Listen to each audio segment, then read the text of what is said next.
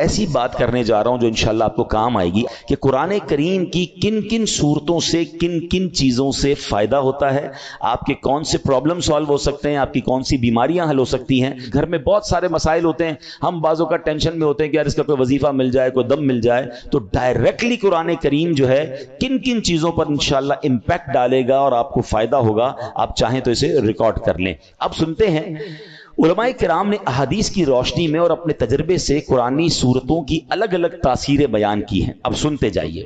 سورہ فاتحہ 100 مرتبہ پڑھ کر جو دعا مانگی جائے وہ دعا قبول ہو جاتی ہے۔ سورہ بقرہ کی تلاوت سے شیطان گھر سے بھاگ جاتا ہے۔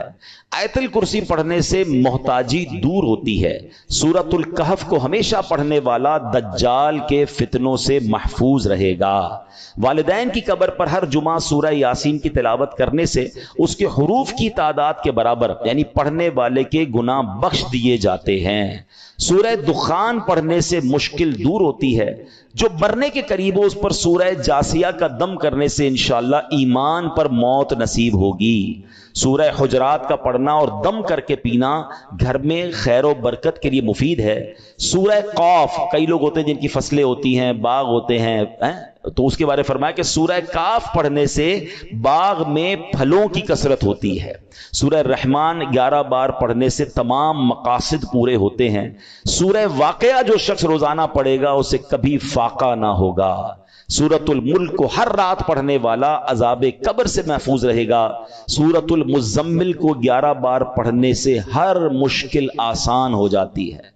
جو بچے حفظ کر رہے ہوتے ہیں ان کے لیے سنیے، سورۃ المدثر کو پڑھ کر حفظ قرآن کی دعا مانگنے سے قرآن کریم کا یاد کرنا آسان ہو جاتا ہے۔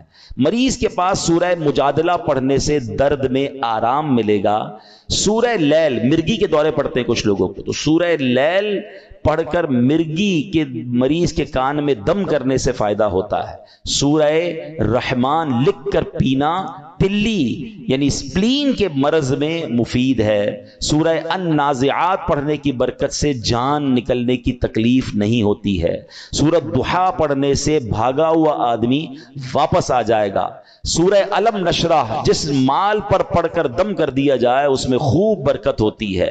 سورہ 3 مرتبہ پڑھنے سے اخلاق و کردار بہترین ہوتے ہیں۔ سورۃ العلق میں جوڑوں کے درد کا علاج ہے۔ بزرگ بیٹھے ہوں گے، جوڑوں میں درد ہوتا ہے تو سورہ علق پڑھیں تو انشاءاللہ جوڑوں کے درد کا علاج ہے۔ جو کوئی صبح و شام سورہ قدر انا انزلناہ فی لیلۃ القدر پڑھے اللہ کریم اس کی عزت بڑھا دے گا۔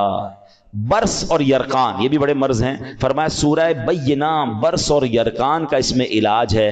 جس آدمی یا جانور کو نظر لگی ہو اس پر سورہ عادیات کا دم کر دیں، یہ بڑا مفید ہے۔ سورہ قارعہ پڑھنے سے بلاؤں سے حفاظت رہتی ہے۔ جس پر قرض ہو غور سے سن لے، سورہ تکاثر 300 بار پڑھ لے تو انشاءاللہ بہت جلد قرض ادا ہو جائے گا۔ سورہ عصر پڑھنے سے غم دور ہوتا ہے۔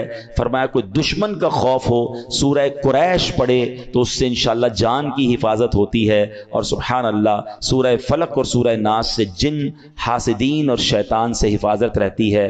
قل هو اللہ احد سورہ اخلاص یہ تہائی قرآن کے برابر ہے۔ کوئی 3 بار سورہ اخلاص پڑھ لے اسے پورے قرآن پڑھنے کا ثواب ملتا ہے۔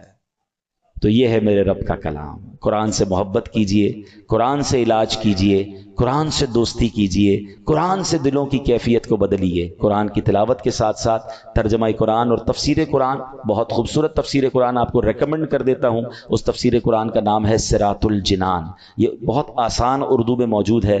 اس کو بھی چاہیں تو دعوت اسلامی .net سے ڈاؤن لوڈ کر لیں یا مکتبۃ المدینہ سے پرچیز کر لیں۔